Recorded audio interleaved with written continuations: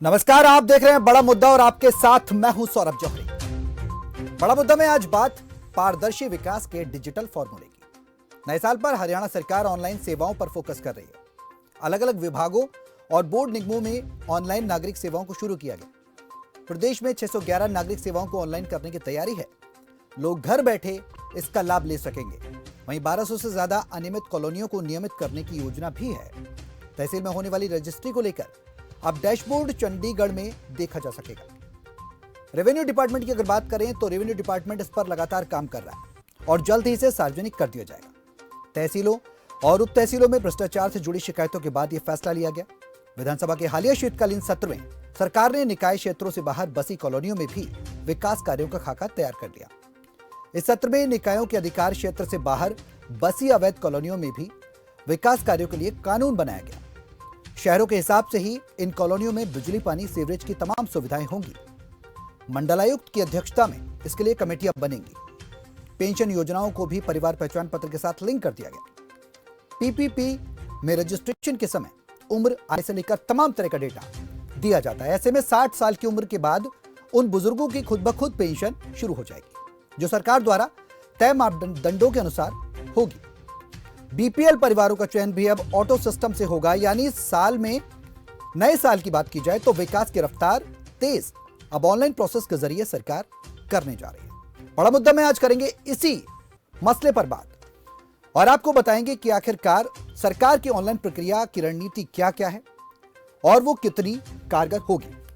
हमारे साथ इस चर्चा में तमाम पैनलिस्ट जुड़े हुए हैं। वंदना पोपली प्रवक्ता बीजेपी के हैं, बालमुकुंद शर्मा प्रवक्ता कांग्रेस से और ओंकार सिंह प्रवक्ता इनेलो से हैं। ये तीनों पैनलिस्ट हमारे साथ इस चर्चा में शामिल हैं। इस मुद्दे पर हम करेंगे चर्चा कि आखिरकार सरकार ने जो ऑनलाइन प्रक्रिया, ऑनलाइन प्रोसेस की जो बात कही है वो कितनी कारगर साबित होने वाली है। खाका तैयार किया गया है। दरअसल चंडीगढ़ में की बात की जाए तो चंडीगढ़ में भी इसको लेकर अब डैशबोर्ड में जो भी रजिस्ट्री होगी उसको लेकर सरकार के पास आवेदन दिए गए थे। सरकार के पास ये कहा गया था कि कुछ कॉलोनियां जो हैं वो अवैध रूप से काटी गई हैं और उसको लेकर कहीं ना कहीं शिकायतें हुई थी और उसके बाद ये तमाम तौर पर सरकार ने फैसले लिए हैं। हमारे साथ पैनलिस्ट मौजूद हैं, सीधे हम उनका रुख करेंगे। वंदना पोपली प्रवक्ता बीजेपी की हैं, बालमुकुंद शर्मा जी हैं प्रवक्ता कांग्रेस के और ओंकार सिंह जी हैं प्रवक्ता इनेलो के हैं। आप तीनों का बहुत बहुत स्वागत है खबरफास्ट पर आने के लिए और समय देने के लिए, इस चर्चा में शामिल होने के लिए। सरकार ने योजना बनाई है। मैं शुरुआत बीजेपी से बाद में करूंगा। मैं अपने प्रवक्ता साथी जो हैं विपक्ष के, उनके पास एक एक करके जाना चाहूंगा सरकार की योजना को किस तरह से देख रहे हैं। ओंकार सिंह जी, शुरुआत में आपसे ही करता हूं। सरकार ने पारदर्शिता की योजना बनाई है, डिजिटल के माध्यम से शुरुआत सरकार की तरफ से की जा रही है। ये सरकार ऑनलाइन के नाम के ऊपर सिर्फ भ्रष्टाचार को बढ़ावा दे रही है। मैं इसके कुछ उदाहरण देना चाहूंगा। ये सरकार कहती है हमने एनडीसी की प्रक्रिया ऑनलाइन कर दी।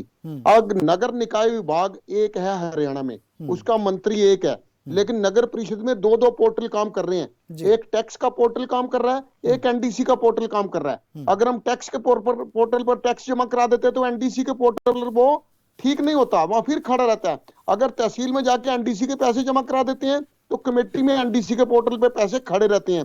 बहुत अजीब बात है। डिपार्टमेंट एक है, कंप्यूटर प्रणालियां दो चल रही हैं। जब हम इसके बारे में ईओ के पास जाते हैं तो वो बोलते हैं कि एनडीसी प्रणाली चंडीगढ़ से रिलेटेड है और टैक्स की प्रणाली दिल्ली से रिलेटेड है। इससे आम जनता का क्या फायदा। दूसरा, आप कह रहे हैं कि सरकार कॉलोनियों को नियमित करने जा रही है। इन्होंने तो ऐसा दुखी कर दिया जनता को, नियमित कॉलोनियों को भी अनियमित कर दिया। खसरा नंबर जो अप्रूव्ड है वो कमेटी की लिस्ट में अप्रूव्ड है, लेकिन कंप्यूटर पर अनअप्रूव्ड दिखाए जा रहे हैं। और पहले तो ऐसा जमाना था जब पुरानी सरकारें थी, रजिस्ट्री करवाने के लिए अगर हम 5 बजने में 5 मिनट पे भी जाते थे हमारी रजिस्ट्री हो जाती थी। इन्होंने ऑनलाइन प्रक्रिया ऐसी की जनता का सत्यानाश कर दिया। एक रजिस्ट्री करवाने के लिए 2-2 महीने चक्कर लगाने पड़ते हैं। ये मंत्री जी भी सुन लें जो स्थानीय निकाय मंत्री हैं, एक रजिस्ट्री करवाने के लिए 2 महीने चक्कर लगाने पड़ते हैं। पहले एनडीसी लेनी पड़ती है, फिर खसरा नंबर लीगल और अनलीगल करना पड़ता है। नई कॉलोनियां तो क्या इन्होंने नियमित करनी, जो पुरानी कॉलोनियां नियमित कर रखी हैं उसमें जनता को इन्होंने वैध और अवैध खसरा नंबर के नाम पर फंसा कर रख दिया। और मैं को आपके माध्यम से एक बात कहना चाहता हूं, कि सारे हरियाणा की रजिस्ट्री क्यों नहीं खोल दी जाती, क्यों सरकार रेवेन्यू जनरेट नहीं करती, क्यों पंजाब की तर्ज पर 1 एकड़ में भी आप टैक्स लगा दीजिए, आप प्रति गज के हिसाब से पैसे वसूल कीजिए। लेकिन जिस व्यक्ति की, हमारा संविधान में अधिकार है, संविधान के आर्टिकल 300A में कोई भी व्यक्ति कहीं भी जमीन खरीद सकता है और बेच सकता है, लेकिन इन्होंने व्यक्तियों को अनाथ कर दिया है। अपनी जमीन बेचने के लिए कभी व्यक्ति तहसील में, कभी नगर परिषद में, कभी नगर निगम में अधिकारियों के हाथ जोड़ता है और वहां पे करप्शन का, भ्रष्टाचार का बोलबाला हो जाता है। और अब आता हूं मैं ऑनलाइन सेवाएं, जाति प्रमाण पत्र ले लो, रिहायशी प्रमाण पत्र ले लो, ये सीएफसी सेंटरों में, या आय प्रमाण पत्र ले लो, ये सीएससी सेंटरों में अप्लाई किए जाते हैं। और वहां पे जब अप्लाई किए जाते हैं तो जहां पे अधिकारी के पास जाता है वो रिजेक्ट कर देता है। सीएससी सेंटरों में भी लूट मची है। ऊपरले लेवल पर ये योजनाएं बनाते हैं, लेकिन निचले लेवल पर वही डाक के 3 पात। कोई फायदा नहीं है इन योजनाओं का जब तक धरातल पर लागू ना करे। आज व्यक्ति अपनी रजिस्ट्री, अपनी जमीन बेचने के लिए, अपनी बेटी की शादी करने के लिए, अपने बच्चे का इलाज कराने के लिए अपनी जमीन अगर नहीं बेच सकता तो लानत है इस सरकार के ऊपर। योजना ऐसी होनी चाहिए जो धरातल पर लागू हो और समय पर व्यक्ति के काम आए। ऐसी योजना का क्या फायदा, व्यक्ति अपना काम आप ही ना कर सके। अगर मैं अपनी जमीन आप ना बेच सका, मेरे मरने के बाद कोई और बेचे, उसका भी क्या फायदा। इनको योजनाएं ऐसी बनानी चाहिए, ऑनलाइन प्रक्रिया ऐसी करनी चाहिए ताकि व्यक्ति को सहूलत मिले और व्यक्ति परेशान ना हो। मेरी अगर बात मुख्यमंत्री महोदय सुन रहे हो तो मेरा रिक्वेस्ट है कि आप योजनाओं को धरातल पर लागू कीजिए। अकेले वहां पे चंडीगढ़ बैठ के, विधानसभा में बैठकर योजना ना बनाइए। आप ये जनता की फैसिलिटी के लिए सीएससी सेंटर और सीएफसी सेंटर बनाए हैं, लेकिन ये लूट के अड्डे बन चुके हैं। 4-4 बार बंदे को बीपीएल कार्ड के लिए अप्लाई करना पड़ता है, अधिकारी रिजेक्ट कर देते हैं, व्यक्ति के फिर 500 रुपए लगते हैं। कोई विकलांग पेंशन लेना चाहता है, वो सीएससी सेंटर पे अप्लाई करता है, 500 रुपए लगते हैं और फिर वो रिजेक्ट कर देते हैं। ओंकार सिंह साहब, क्या आपको सरकार की जो वाले एनओसी की ऑनलाइन रजिस्ट्रेशन मांगते हैं, ऑनलाइन सीएससी सेंटर में जाओ, 500 रुपए लेते हैं, 500 रुपए, और 500 रुपए लेने के बाद कोई छोटा सा ऑब्जेक्शन लगा के उसको रिजेक्ट मार देते हैं। इनको जनता की संवेदना नहीं पता, जनता की समस्याएं नहीं पता। ये सोच विचार कर स्कीम बनाए ताकि जनता का फायदा हो। कोरोना काल में वैसी जनता मर रही है। बालमुकुंद साहब भी हमारे साथ हैं इस चर्चा में, मैं उनके पास भी जाता हूं, उनका भी रिएक्शन लेता हूं कि वो सरकार की इन योजनाओं को लेकर, सरकार की पारदर्शी बनाने के लेकर जो डिजिटल कदम सरकार ने उठाया है, ऑनलाइन सेवाओं पर अब जिस तरीके से सरकार नए साल में फोकस कर रही है, और विधानसभा की बात की जाए तो वहां पर भी इस मुद्दे को उठाया गया था, इस बात की चर्चा की गई थी, एक रूपरेखा पूरी तैयार की गई थी। वो किस तरीके से सरकार की इस पहल को देख रहे हैं? बालमुकुंद शर्मा जी, किस नजरिए से आप सरकार की इस पहल को देख रहे हैं? क्या आने वाले समय में रोजगार की बात की जाए, 27,000 युवाओं को सरकारी नौकरियों में रोजगार देने की बात सरकार ने यहां पर की है, साथ ही 75% स्थानीय हरियाणा के जो रोजगार युवा हैं उनको रोजगार देने की बात सरकार ने की है, और बेड़े की बात की जाए, रोडवेज बेड़े में 809 बसों को और शामिल करने की बात की है। तो चौतरफा कहीं ना कहीं विकास तो हो रहा है नए साल में। मुख्यमंत्री की तरफ से जो बात कही गई है, चाहे वो रजिस्ट्री से रिलेटेड हो, चाहे वो रोजगार से संबंधित हो, चाहे वो व्यवसाय से संबंधित हो, तमाम बातें कही तो गई है ना। तो पॉजिटिव देख रहे हैं, किस नजरिए से देख रहे हैं? देखिए, जो सत्ता पक्ष होता है ना, उसको अपने किए हुए काम का बखान करने का पूरा अधिकार है। जो भविष्य की योजना है वो तो विपक्ष देगा जी। आज मैं विपक्ष में हूँ तो मैं ये घोषणा करूंगा या मेरी पार्टी ये घोषणा करेगी कि हम जब सरकार हमारी आएगी तो हम ये काम करेंगे जी। आज बीजेपी 7 साल से सत्ता में है, वो 7 साल से किए हुए काम को बताए। ये ना कहे कि 27,000 नौकरियां देंगे, वो ये बताए कितनी नौकरियां दी हैं। सरकार का काम ये है, सरकार उस 7 साल का खाका पेश करे अपना, जो 7 साल में सरकार ने नौकरियां दी है वो श्वेत पत्र जारी करें। सरकार ये जो कहती है कि भाई हम जो है ना आगे 27,000 नौकरी देंगे, तो उस पर कौन विश्वास करेगा? और करना भी नहीं चाहिए। मेरी आवाज आ रही है आपको? बिल्कुल आ रही है बालमुकुंद जी। आपने कहा कि सरकार जो बातें कर रही है उस पर चाहती है, सरकार जो दिखाना चाहती है वो सरकार झूठ का पुलंदा लेकर के आ रही है। सरकार ये बताए 7 साल में क्या किया, और जब सरकार चुनाव में जाएगी तब भी वो यही कहेगी हमने ये। अब यहाँ नहीं हो रहा, भाजपा की सरकार जहां भी है देश में, अब प्रधानमंत्री जी देख लेना, उत्तर प्रदेश के दौरे पर रहते हैं, कभी जेवर एयरपोर्ट का उद्घाटन कर देते हैं, कभी कहीं का कर देते हैं। तो अच्छी बात है ना सर, उद्घाटन हो रहा है, लोगों को सौगातें तो मिल रही है ना, योजनाएं तो मिल रही है ना। आप ये बताइए, जेवर एयरपोर्ट आने वाले 25-20 साल में बढ़ेगा, उसका कहां से आप किस तरीके से आप कह सकते हैं कि प्रधानमंत्री जी उद्घाटन शिलान्यास कर रहे? आने वाले सौरभ जी बुलेट ट्रेन भी बोला था इन्होंने जमीन पर ठीक है, मैं आ रहा हूँ है वो वो चीजें केवल दिखावा है। ठीक है, वंदना जी से ही रिएक्शन लेते हैं। बालमुकुंद शर्मा, प्रवक्ता कांग्रेस के, इनेलो के ओंकार सिंह जी हमारे साथ हैं। सरकार को लगातार, वंदना जी, जिस तरीके से घेरा जा रहा है और जो बात विपक्ष कर रहा है, वो सवाल उठाना लाजमी है विपक्ष का, क्योंकि राजनीति में विपक्ष की एक अहम भूमिका होती है और सवाल उसको उठाना चाहिए सरकार की योजनाओं पर। सरकार इस पूरी योजना को किस तरीके से देख रही है? जो ऑनलाइन नागरिक सेवाओं को शुरू करने की बात मुख्यमंत्री की तरफ से कही गई है, साथ ही प्रदेश में रोजगार की बात कही गई है, और रजिस्ट्री की जो शिकायत चंडीगढ़ में काफ़ी लंबे समय से आ रही थी कि भाई रजिस्ट्री हो रही है, रजिस्ट्री के बाद प्रॉपर तरीके से उसके रिकॉर्ड्स नहीं रखे जा रहे हैं, उस पर भी सरकार ने कई कदम उठाए हैं। क्या तैयारियां हैं और विपक्ष को जो जवाब हैं उनको लेकर क्या कुछ कहना है आपका सवालों पर? देखिए, मैंने दोनों की बात बहुत ध्यान से सुनी है और मैंने इनको बीच में नहीं टोका। ओंकार कभी कभी ज्यादा उत्तेजित हो जाते हैं, बीच में बोलने लग जाते हैं, तो उनसे मेरा अनुरोध है कि मेरी बात जरूर सुन लें, उसके बाद अपनी बात को जरूर। आप ठीक बोलोगे तो मैं भी सुनूंगा, आप गलत बोलोगे तो मैं बीच में बोलूंगा। तो आप क्या सबसे बड़ी हरिश्चंद्र थे जो भी आपने बोला? बिल्कुल मैंने स्पष्ट बोला, आप ठीक ठीक बोलोगे, मैं बिल्कुल नहीं बोलूंगा, बिल्कुल डिस्टर्ब नहीं करूंगा। बोलिए। ओंकार सिंह जी, आपको अपना पक्ष रखने का हक है, वंदना जी को अपना पक्ष सरकार का रखने का हक है। आप सुनिए, थोड़ा सा बोलिए बोलिए। आप दोनों को मैंने सफिशिएंट समय दिया, अब वंदना जी को भी बोलने दीजिए कुछ, प्लीज। आप मुझे कैसे रोक सकते हैं? ठीक है वंदना जी, ठीक है, बोलिए। सबसे पहले जब मैं दोनों ही प्रवक्ताओं को सुन रही थी तो काश कुछ अच्छी लॉजिकल बात करते या कुछ अच्छी चीजें सामने रखते तो अच्छा लगता, लेकिन जब बात आती है कि डिजिटलाइजेशन किया जा रहा है तो यहाँ पर मुझे लगता है कि दोनों ही प्रवक्ताओं के पास कोई जवाब नहीं था।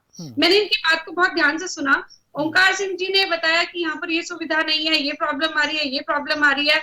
डिजिटलाइजेशन के लिए सुविधा का मतलब क्या होता है कि जो पात्र व्यक्ति है उसको सही सुविधा, सही जो चीज है वो मिले। डिजिटलाइज का कारण यही था कि ऐसा तो नहीं है 2 महीने कि लगते हैं अपनी रजिस्ट्री करवाने के लिए, अपनी जमीन बेचने के लिए 2 महीने लगते हैं। ऐसी डिजिटलाइजेशन हमें नहीं चाहिए, ऑनलाइन प्रक्रिया ये। ओंकार सिंह जी, आदत खराब है। ओंकार सिंह साहब, ओंकार सिंह जी सुनिए, थोड़ा सा संयम से सुनिए, उनको अपनी बात करने दीजिए। सर मैं भी बता रहा हूँ, 2 महीने लगते हैं। अब हाईटेक कर रही है ना सरकार, थोड़ा सा भरोसा रखिए। ऑनलाइन प्रक्रिया, क्या विपक्ष को भरोसा नहीं है? उनको बात तो करने दीजिए अपनी। सर मैं क्या बोल रही हूँ, बात करने दीजिए सर, उसके बाद मैं आपके पास आऊंगा, आपका भी जवाब लूंगा। वंदना जी को अपनी बात खत्म करने दीजिए। बात करें, सुन तो लीजिए बात को जी। क्या जो पात्र व्यक्ति है उसको चीज मिलनी चाहिए या कुपात्र को मिलनी चाहिए? ऐसा तो नहीं है कि जो कार्यकर्ता है या जो अपने लोग हैं उनको ही बांट दे, अंधी पीसे, फिर अपनों को दे। ये वाली सिचुएशन तो नहीं होनी चाहिए ना। ये सबके लिए ओपन है कि आप अपने अगर कागज पूरे करेंगे तो आपका काम हो जाएगा, अगर कागज पूरे नहीं है तो काम नहीं होगा। ये सबके लिए बराबर कर दिया। आपकी सरकारों की तरह नहीं है कि अपने अपने आ जाओ, बांटते जाओ और बाकी जो जनता है वो कहीं ना कहीं पड़ी रहे, उसको देखने वाला कोई नहीं है। यहाँ पे सभी के लिए इक्विवेलेंट कर दिया कि अपने कागज जमा कराइए। आपको ना नेताओं के चक्कर काटने की जरूरत है, ना अधिकारियों के चक्कर काटने की जरूरत है। अगर आपको सर्टिफिकेट चाहिए तो घर में मिल जाएगा। आज सब क्या अपना स्मार्टफोन है। आपको अगर कोई अप्लाई करना है वहीं से अप्लाई करिए और आप उसको आप जो भी चाहिए आपको मिल सकता है। यहाँ पे रजिस्ट्री की बात मैं अगर करूं तो रजिस्ट्री की लगातार जो कंप्लेंट आ रही थी उसको लेकर एक पूरा एक सिस्टम बनाया गया है कि कहीं पर भ्रष्टाचार हो रहा है तो उसको रोकने के लिए कदम है। ई टेंडरिंग की बात कर लीजिए, हर तरफ से हम ये कोशिश कर रहे हैं कि जो भ्रष्टाचार है उसको खत्म कर दें, लेकिन सफाई चल रही है। सफाई धीरे धीरे और भी हम करेंगे, लेकिन ये जो भ्रष्टाचार 7 साल हो गया अभी तक सफाई नहीं कर पाए। 60 साल की सफाई 7 साल में कैसे हो सकती है भाई साहब? हाँ तो तुम्हें भी 60 साल दें क्या? आप भी 60 साल लेना चाहते हो? काम तो आपके 60 दिन के भी नहीं है। दाढ़ की साई ली थी 5 साल आपने खूब गंद गिराया था। आप कृपया करके बीच में ना बोले, मेरे को बहुत कुछ बोलना पड़ जाएगा, फिर आपको बड़ी तकलीफ हो जाएगी। बोलिए जी। मैं ये कह रही हूँ कि रजिस्ट्री में अगर हमें लगा कि कहीं पर कोई इस तरह का भ्रष्टाचार का हमारे तमाम प्रयासों के बावजूद भी लग रहा है कि कहीं गड़बड़ हो रही है, तो उसका एक तरीका रखा गया कि कहीं पर भी रजिस्ट्री होती है तो डैशबोर्ड बनाया गया। इमीडिएट जो है चंडीगढ़ मुख्यालय में इंफॉर्मेशन पहुंच जाएगी। अगर रजिस्ट्री लेट हो रही है, जिसके लिए ओंकार सिंह जी कह रहे थे कि 2 महीने लग रहे हैं, इनको लगता है कि किसी ऐसी रजिस्ट्री में 2 महीने लग रहे हैं, तो उसकी भी इंफॉर्मेशन है डैशबोर्ड पर आ जाएगी कि अगर रजिस्ट्री लेट हो रही है तो उसके पीछे कारण क्या है। तो मैडम अकेले मैं परेशान नहीं हूँ, पूरा अम्बाला परेशान है। देखिए मैं हरियाणा की बात कर रही हूँ, आप अम्बाला की बात कर रहे हैं, मैं पूरे हरियाणा की बात कर रही हूँ। अम्बाला भी हरियाणा में आता है, पाकिस्तान में नहीं है।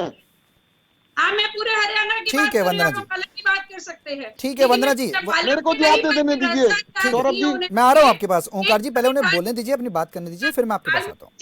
बालमुकुंद जी ने ये कहा कि घोषणाएं कर देते हैं, इनको कहीं ना कहीं जो काम कर लिए हैं वो बताने चाहिए। मुझे लगता है मुख्यमंत्री जी बार बार विधानसभा की बात कर लीजिए या प्रेस कॉन्फ्रेंस करके उन्होंने लगातार बताया कि हमने कितने रोजगार दिए। आप चाहें तो मैं आपको डेटा भी दे दूंगी कि आपके 5 साल हमारे 7 साल की बात कर लीजिए, आपके 10 साल की बात कर लीजिए, तो कितना डिफरेंस है। साथ में इनेलो का डेटा भी मेरे पास है, सरकारी नौकरियां कितनी दी है। ये इतना ज्यादा डिफरेंस है कि हमने सरकारी नौकरियां तकरीबन 85,000 के करीब हम सरकारी नौकरी दे चुके हैं। और अगर मैं इनेलो के कार्यकाल की बात करूं तो 5,125, मार्च 2005 से अक्टूबर 2009 तक 19,129, अक्टूबर 2009 से 2014 तक 66,878। ये आपके टोटल अचीवमेंट थी। अगर हम कोई नई योजना शुरू करेंगे तो उसकी घोषणा करेंगे। आप कह रहे जेवर एयरपोर्ट पे शिलान्यास क्यों कर दिया, 25 साल में बनेगा, चाहे 1 साल में बने चाहे 25 साल में बने, लेकिन कोई भी चीज शुरुआत है उसका शिलान्यास तो करना पड़ता है कि हम इसको शुरुआत कर रहे हैं। वो शुरुआत कभी आपने की नहीं, वो नेहरू गांधी परिवार से कभी निकल नहीं पाए, तो जो शुरुआतें होती थी वहीं पर होती थी। सौरभ जी मुझे मौका दीजिए, आ रहा हूं मैं ओंकार जी। ठीक है वंदना जी, वंदना जी आपकी बात ठीक है। तो शिलान्यास करने में क्या वंदना जी आपका ये कहना है कि सरकार ने शिलान्यास किया, घोषणा तो कर ही जाएगी। और जो आपका ये कहना है कि सरकार ने जो योजनाएं लागू की हैं और ऑनलाइन प्रक्रिया जो की जा रही है सरकार की तरफ से, जो ऑनलाइन सर्विसेज की बात की जा रही है, सेवाओं की बात की जा रही है लोगों को देने के लिए, चाहे वो रजिस्ट्री को लेकर हो, चाहे वो किसी भी तरीके की समस्या को लेकर हो, चाहे कोई भी शिकायत, तो अब आप ऑनलाइन देख सकते हैं। चंडीगढ़ के जो डैशबोर्ड की बात थी वो ये थी कि रजिस्ट्री में शिकायत हुई थी कि अवैध है और प्रॉपर तरीके से उसको मेंटेन नहीं किया जा रहा, उसका डॉक्यूमेंटेशन सही तरीके से नहीं हो पा रहा है। उसके बाद ही मुख्यमंत्री ने यह बात कही कि शिकायतें जब मिली तो ये कदम उठाए गए। वंदना जी मैं आपके पास आऊँगा। ओंकार सिंह जी आपसे सवाल ये कि जब 1200 कॉलोनियाँ हैं पूरे प्रदेश में, 1200 कॉलोनियाँ ऐसी हैं जो मैं आपको आंकड़ा बता रहा हूँ जो अवैध हैं, उसमें 45,000 से ज़्यादा परिवार रहते हैं, तो जब वो वैध हो जाएंगी और नियमित हो जाएंगी तो कहीं ना कहीं फ़ायदा तो जनता को हो रहा है ना। उसमें विपक्ष को तो इस बात की तारीफ करनी चाहिए कि हाँ चलिए सरकार कर तो रही है। सौरभ जी बहुत अच्छी बात है। मैं तो कह रहा हूँ वैध कॉलोनियां 1200 क्यों, 2021 तक जितनी कॉलोनियां कटी हैं सबको वैध कर दो और 2021 के बाद ऐसा कानून बना दो कि जो कॉलोनी काटेगा उसको बेल नहीं दी जाएगी, 10 साल की सजा होगी। उनका क्या कसूर है जिन्होंने अवैध कॉलोनी में प्लाट ले रखा है, उनका क्या कसूर है। और मेरी बहन आंकड़े दिखा रही थी नौकरियों के, जरा ये भी आंकड़े दिखा दो। जब चौटाला सरकार थी तो बजट में हमारे पास 2,000 करोड़ का सरप्लस पैसा था। आज बीजेपी सरकार है, प्रदेश के ऊपर 2.5 लाख करोड़ रुपए का कर्ज है। इन्होंने क्या किया पैसे का, सिर्फ वेस्टेज कर रहे हैं। ये तो इनको जब ये सरकार जाएगी तब पता लगेगा। और जब भी इनसे पूछते हैं ये 70 साल का वेरवा लेके बैठ जाते हैं। इनको 7 साल हो गए सत्ता में आए हुए, और कितने साल देगी जनता इनको। ये 5 साल तो इनको नकार दिया गया था जनता ने। 40 सीटें मिली थी 90 में थे, 50 सीटें इनके विपक्ष में गई थी। वो तो जो कहते थे हम इनको जमुना पार छोड़ के आएंगे, जो कहते थे ब्याह खट्टर का और फोटो मोदी की, वो इनकी गोद में बैठ गए तो सरकार चल गई। अदरवाइज जनता ने तो इनको विपक्ष में बैठने का न्योता दे दिया था। अब मैं आता हूं ऑनलाइन प्रक्रिया के ऊपर। ऑनलाइन प्रक्रिया के बारे में बताऊंगा मैं। निकाय विभाग में 2 प्रणालियां, कंप्यूटर प्रणालियां क्यों चल रही हैं, क्या मेरी बहन बताएंगी कि टैक्स के ब्रांच में अगर कोई पैसा जमा होता है तो एनडीसी के पोर्टल पर अपने आप अपडेट क्यों नहीं होता। म्यूटेशन कराते हैं, टैक्स की ब्रांच में म्यूटेशन चढ़ जाती है, एनडीसी के पोर्टल पे बिना पैसे दिए नहीं चढ़ती। ये क्या कारण है। विभाग एक, आज अगर हम मनी ट्रांसफर करते हैं, अंबाला से करते हैं, विद इन सेकंड अमेरिका पहुंच जाती है मनी। तो क्या एक विभाग में आज सवेरे में पैसे जमा करा के आया, क्या उसको जाने में 2 महीने लगेंगे। उसके लिए स्पेशल प्रक्रिया अपनानी पड़ेगी। और अब मैं आता हूँ सीएफसी और सीएससी सेंटरों में। ये क्या करते हैं, व्यक्ति से सारे कागजात लेके अपलोड कर देते हैं। और जब एसडीएम कार्यालय का एक एग्जांपल लेता हूं, आय प्रमाण पत्र एसडीएम कार्यालय में ओके होता है, वहां पे जिस क्लर्क के पास जाता है वो कुछ नहीं देखता, वो आंखें बंद करके रिजेक्ट मार देता है छोटी सी कमी होने पे।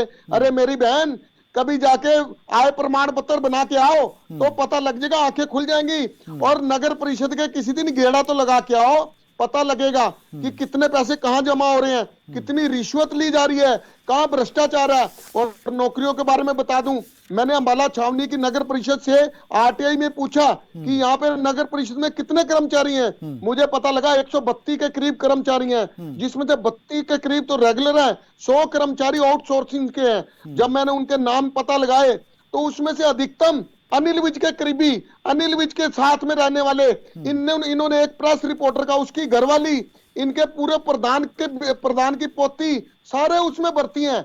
एमसी का भतीजा, एमसी की भतीजी, ये कहां के दूध के धुले हुए हैं। इनको मेरी, अगर ये दूध के धुले हुए, तो एक रिक्वेस्ट है, 2014 से लेके 21 तक जितनी नौकरियां आपने दी, उन सब का डाटा एक व्हाइट पेपर जारी कीजिए, साथ में उनका जो नौकरी में लगे हैं उनका एड्रेस प्लस मोबाइल नंबर साथ में जारी कीजिए, ताकि जनता के सामने दूध का दूध और दूध का पानी आ जाए। सीएफसी और सीएससी सेंटरों में लूट के अलावा कुछ नहीं है। व्यक्ति बड़ी मुश्किल से अपनी बीपीएल कार्ड बनवाना चाहता है, आयुष्मान कार्ड बनवाना चाहता है, ठीक है ओंकार सिंह साहब, पेंशन लगाना चाहता है, बड़ी मुश्किल से 200 300 500 रुपए देके सीएससी सेंटर में रजिस्ट्रेशन कराता है, और बिना उसको इन्फॉर्मेशन के ये रिजेक्ट कर देते हैं। ये मेरी बहन, किताबी बातें तो बहुत अच्छी लगती हैं, लेकिन पता तब लगता है किसी विभाग में जाओ, सवेर से लेकर शाम तक धक्के खाता हूं मैं नगर परिषद में, एसडीएम कार्यालय में, तहसील कार्यालय में, और अब तहसील में एक नई प्रक्रिया लागू कर दी है। इनको हम बता दूं, विधवा की रजिस्ट्री के लिए ये कहते हैं एसडीएम के पास बयान देगी विधवा। ओंकार सिंह साहब, मैं आपको एक बात बताऊं, यहाँ पर मैं आपको रोक रहा हूं थोड़ा सा, अपनी चीज बेचने के लिए नहीं बेच सकते। यहाँ पर मैं आपको रोक रहा हूँ, प्रक्रिया है, इससे तो पहले वाली प्रक्रिया बढ़िया। जी ओंकार सिंह जी, मैं आपको यहाँ पर रोक रहा हूँ क्योंकि 2021 तक की आपने एक जिक्र किया था। 2021 तक की जितनी भी अवैध कॉलोनी है उनको कहीं ना कहीं सरकार बनाए और उन जितनी भी अवैध कॉलोनी है उनको नियमित कर दे। तो आपको बता दूं 2015 तक सरकार का पहले ये नियम था, उसके बाद उसने रेक्टिफाई किया उसको, और ये आंकड़ों के आधार पर मैं आपको बता रहा हूं, और उसके बाद उसने सरकार की तरफ से ये साफ कर दिया कि 2021 तक जितनी भी कॉलोनियां होंगी जो अवैध होंगी उनको पूरी तरह से वैध किया जाएगा। और इससे पहले जो 50% यानी 50+1 की अगर बात की जाए तो 50% प्लस 1 की आबादी के वाली कॉलोनियों को नियमित करने की बात थी। लेकिन अब 2021 तक की सरकार ने सभी कॉलोनियों को, चाहे वो 10% हो, चाहे 20% हो, चाहे 30% हो, इन सबको नियमित करने की बात कही है। तो कहीं ना कहीं सौरभ जी बहुत अच्छी बात है सरकार का निर्णय, मैं इसकी सराहना भी करूंगा, लेकिन आज की डेट में जो कॉलोनियां नियमित हो गई हैं उसकी रजिस्ट्री कराने में 2-2 महीने लग रहे हैं। अगर आपको विश्वास ना हो, उसी की बात मैं कह रहा हूं, इस रजिस्ट्री को लेकर सर, इसी रजिस्ट्री की समस्या को लेकर जो शिकायतें आ रही थी लगातार चंडीगढ़ से इधर उधर से, उसी को लेकर ये कमेटी का गठन किया गया और उसी को लेकर ये ऑनलाइन प्रक्रिया शुरू की गई है। आप इसको समझने की कोशिश करें कि सरकार ने किस तरह से काम किया। जो आपके आरोप हैं वो बिल्कुल लाजमी हैं और विपक्ष में रहकर आप उठा भी सकते हैं, जो भी है, चाहे महंगाई हो, चाहे भ्रष्टाचार हो, वो आपके आरोप एक सत्तासीन पार्टी के सामने रखे भी जा सकते हैं। लेकिन कहीं ना कहीं जो प्रक्रिया सरकार की तरफ से की जा रही है उसको समझने की थोड़ी सा कोशिश करें कि आखिर 150 तहसीलें और सब तहसीलें हैं वो भी कहीं ना कहीं अपने को लेकर विकास कर रही है। कांग्रेस के प्रवक्ता हमारे साथ काफी लंबे समय से जुड़े हुए हैं, बालमुकुंद शर्मा जी। बालमुकुंद जी, 7 साल से सरकार ने विकास नहीं किया, इनेलो लगातार, अभय चौटाला भी ये कहते आए हैं, और कांग्रेस के अगर पूर्व मुख्यमंत्री की बात करूं हुड्डा साहब की, तो उन्होंने भी यही कहा कि कोई विकास नहीं किया, 2.5 लाख करोड़ रुपए के कर्जे में डुबो दिया। क्या इत्तेफाक रखते हैं कि विकास नहीं होगा? अब जो नए साल में नई घोषणाएं, नया आयाम तो दे रहे हैं ना सरकार। देखो, तो सारे प्रवक्ता आपके सामने बैठे हैं, हमारे बोलने के आवाज से, हमारे बोलने की जो हमारी बॉडी लैंग्वेज से आपको पता लगेगा विकास कैसे होता है जी। अब मैं कांग्रेस के शासन की बात कर लेता हूं, इतनी देर से हमारे सारे दोनों प्रवक्ता बोले थे, जरा ध्यान से सुने। हमने 4 पावर प्लांट लगाए, खेतगढ़ में लगा, जांडले में लगा, खानपुर कला में लगा, यमुनानगर में लगा। हमने 19 यूनिवर्सिटियां बनाई, Chaudhary Ranbir Singh university Jind, Bansilal university Bhiwani, Jindal global university Sonipat, Rajiv Gandhi science city, Bhagat Phool Singh महिला विश्वविद्यालय, उत्तर भारत का सबसे पहला महिला विश्वविद्यालय, और कानपुर में ही मेडिकल कॉलेज हमने बनाया। जींद से वाया सोनीपत दिल्ली तक हमने रेल लाइन बिछाई, जहाँ की हमारी बीजेपी की प्रवक्ता रहने वाली है। रेवाड़ी, पानीपत से वाया रोहतक और रेवाड़ी नेशनल हाईवे का विस्तार किया, रोहतक से रेवाड़ी रेल लाइन हमने बिछाई। इस प्रदेश में जितना विकास हमारे 10 साल के शासनकाल में हुआ, मैं आपको नाम गिना रहा हूँ, और भी काफी चीजें मेरे पास है। दिल्ली के 3 तरफ हमारा प्रदेश लगता है, दिल्ली के 3 तरफ, 3 के 3 तरफ दिल्ली से मेट्रो लेकर के कांग्रेस गई, चाहे वो फरीदाबाद हो, चाहे वो गुड़गांव, चाहे बहादुरगढ़ हो। मेट्रो का विस्तार इस पूरे विश्व में जिस तरीके से मेट्रो एकदम नई चीज आई थी इंडिया में, उसको इस तरीके विस्तार देना और हरियाणा के हर कोने में पहुंचा देना, ये कांग्रेस के शासनकाल में हुआ। एक काम, जैसे मैं कामों की लिस्ट गिना रहा हूं, एक काम ये इस प्रदेश में गिनाए। अभी कुछ दिन पहले ये कह रही थी मैडम कह रही थी देश के बारे में 70 साल के लोग बात करते हैं। मैं ये कहता हूं 70 साल में जितनी छावनियां हमने बनाई इस देश में, मिलिट्री बेस बनाए, ये एक भी बता दे, चाहे अटल बिहारी वाजपेयी किसी के टाइम में और चाहे 7 साल के इस कार्यकाल में एक भी छावनी नहीं बनाई इन्होंने। और ये कहते हैं कि देश आज सुरक्षित है, देश उन हाथों में। रफाल से लेकर के तेजस, मिग बाइसन और जितने आज देश में विमान उड़ रहे हैं, जितने सेना के पास विमान है, वो सारे कांग्रेस की देन है। ये बताएं, एक नाम लेके बताएं। रफाल का सौदा भी हमने किया था, एक नाम लेके ये बताएं, तो ये कौन सा विमान लेके आए हैं। बालमुकुंद साहब, आपके मुताबिक ये है कि उन्होंने काम किया, वो ये चीज ऐसी बताएं। और जितने एयरपोर्ट थे ये बेच रहे हैं, ये बताइए। एक एयरपोर्ट का निर्माण करने की बात करते जो आने वाले 10-15 साल में बनेगा, और ये बेच रहे हैं 6, बेच रहे हैं 8, बेच रहे हैं 10। ये बेचने वाली सरकार है। हमने, चलिए ठीक है बालमुकुंद साहब, समय की थोड़ी कमी है मेरे पास। लोगों के लिए, मजदूरों के लिए 100 दिन का रोजगार दिया, बहुत समय की कमी है। शिक्षा का अधिकार मौलिक अधिकार हमने बनाया। वंदना जी, समय की थोड़ी कमी है मेरे पास। खाद्य सुरक्षा कानून हम लेके आए, आरटीई हम लेके आए। ठीक है, एक लास्ट क्विक रिएक्शन। बालमुकुंद जी, एक सेकंड, लास्ट क्विक रिएक्शन लेने दीजिए वंदना जी से। समय बहुत कम है मेरे पास, बहुत जल्दी। समय का काम है तो बोले मैं बोलता ही रहूंगा तब तक हमारे काम के भी काम ने जितने बांध बनाए हैं सब हमने बांध बनाए हैं। बालमुकुंद जी, एक सेकंड रुकिए थोड़ा सा। मैं अपने प्रवक्ताओं से, दोनों से विपक्ष रहूंगा, थोड़ा सा संयम रखिए, उनको एक बार बोलने दीजिए। लास्ट रिएक्शन, मेरे पास समय बहुत कम है, क्षमा चाहूंगा। वंदना जी बोलिए। सौरभ, मैं सिर्फ इतना ही कहूंगी कि बहुत सारे इन्होंने प्रश्न मेरी तरफ दाग दिए। अगर आप मुझे समय देते तो मैं एक एक का जवाब देती, लेकिन सिर्फ इतना कहना चाहूंगी, आज बहुत कम समय है, 30 सेकंड। डिजिटलाइजेशन पर थी और हमने ये बात की थी कि कैसे हम डिजिटलाइजेशन की तरफ बढ़ रहे हैं, भ्रष्टाचार को खत्म करने की बात कर रहे हैं। उसका इनके पास जवाब नहीं है। ये बहुत सारी चीजें यहाँ पर कह देते हैं। आप हरियाणा में, ठीक है, कहीं ना कहीं आरोप प्रत्यारोप चल रहा है दोनों पार्टियों के बीच, लेकिन जो विकास के काम है उसको कहीं ना कहीं विपक्षी पार्टियों को भी सराहना होगा। कोरोना सिर्फ शहरों में है, रैलियों में भी है। समय मेरे पास बहुत कम है बालमुकुंद जी, क्षमा चाहूंगा तमाम मेहमानों से। वंदना जी, आपका बहुत बहुत शुक्रिया। ओंकार सिंह जी, आपका भी बहुत बहुत शुक्रिया इस चर्चा में आने के लिए। बालमुकुंद जी, आपका भी बहुत बहुत शुक्रिया। सर, समय बहुत कम है, जिसकी वजह से मैं इस चर्चा को और आगे नहीं बढ़ा सकता, कुछ प्रोटोकॉल्स मेरे भी होते हैं। बड़ा मुद्दे में आज हम बात कर रहे थे कि आखिरकार जो ऑनलाइन सेवाओं की तरफ मनोहर सरकार बढ़ रही है वो कितनी कारगर होगी। उस पर विपक्ष और सत्ता पक्ष दोनों से हम जवाब ले रहे थे। विपक्ष लगातार सरकार को घेर रहा है और सत्ता पक्ष ने साफ तौर पर यह कह दिया है कि अब समस्याओं का समाधान निकाल रही है सरकार। अब ऐसे में क्या युवाओं को रोजगार मिलेगा, क्या समस्याओं का समाधान निकलेगा, क्या रजिस्ट्री की जो प्रक्रिया सरकार का दावा कर रही है कि ऑनलाइन होगी, डैशबोर्ड में होगी, वो जल्द देखने को मिलेगी। उम्मीद यही करते हैं कि सरकार जो दावे कर रही है वो जमीन पर उतरे। फिलहाल मेरे साथ बड़ा मुद्दा में इतना ही। नमस्कार।